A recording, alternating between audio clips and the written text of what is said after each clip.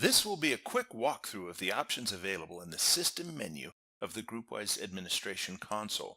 It will be brief and fast-paced, but will provide an overview of what each of the components are and what they can do. Let's jump right in with addressing rules.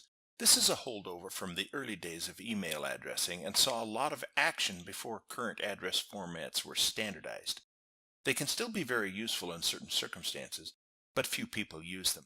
I would recommend you have a look, and if your system has addressing rules, understand why they are there and what they are doing. Also note that search strings that contain an @ symbol are disregarded. Admin-defined fields allows you to map user properties from a directory source so they can be displayed in the GroupWise address book. If you want to pull a user property that isn't included in the default options, this is where you can set that up. If you have a large system, you may need to divide up the administration workload. The Administrators menu allows you to select users and grant administration rights to the entire system, or to a particular domain, or even just to a single post office. These users can log into the admin console and will have rights to modify objects within their assigned area.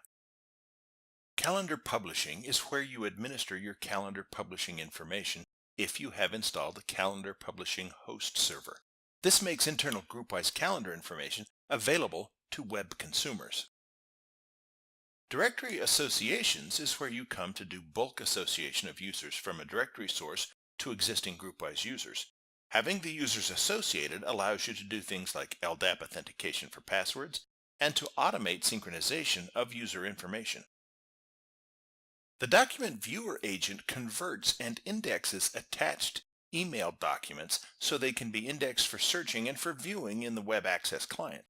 You want to take the time to set up at least one DVA, then point your post office agents to take advantage of it.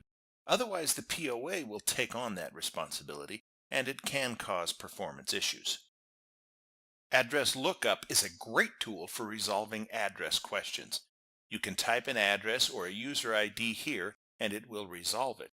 If you have users with similar names, or if you get a duplicate name error when creating a new object, you can use this tool to figure out where the duplication is. Expired records. Some organizations are slow to delete a GroupWise account.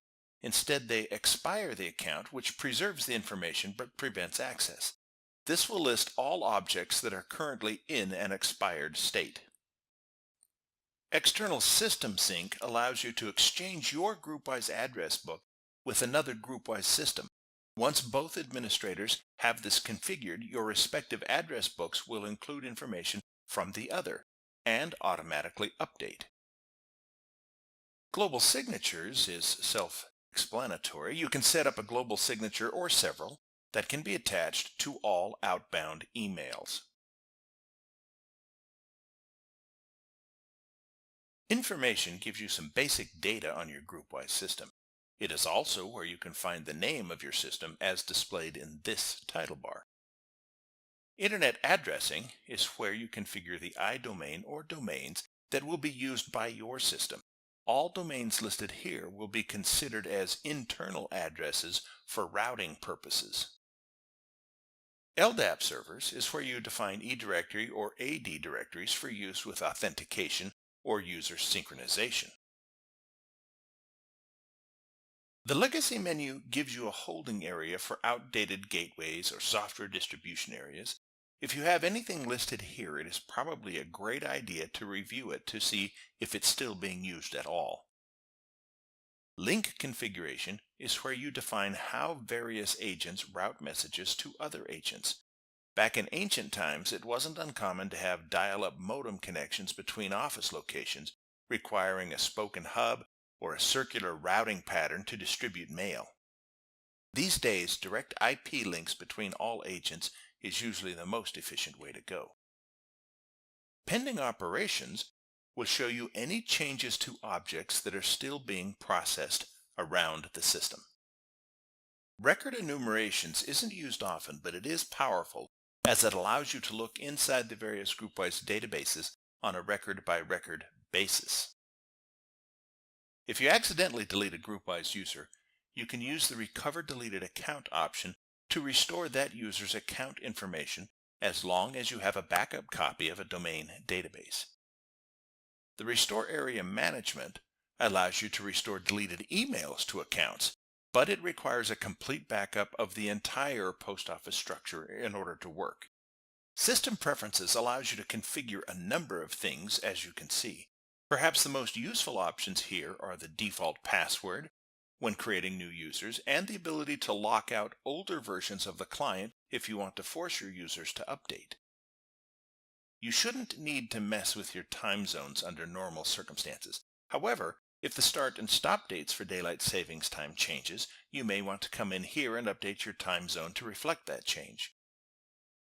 Trusted Applications is where you define the application and generate a key to grant system access to outside applications like GMS and various archive solutions. User import is similar to directory associations, but this will actually create new GroupWise users from the user data in your directory source. It's a very quick way to populate users in a new GroupWise system. And finally, User Move Status shows you the progress of users who you have moved between one post office and another. We hope you find this information useful. Additional details are available in the documentation. If you're interested in formal GroupWise training, please contact us here at Micro Focus. Thank you.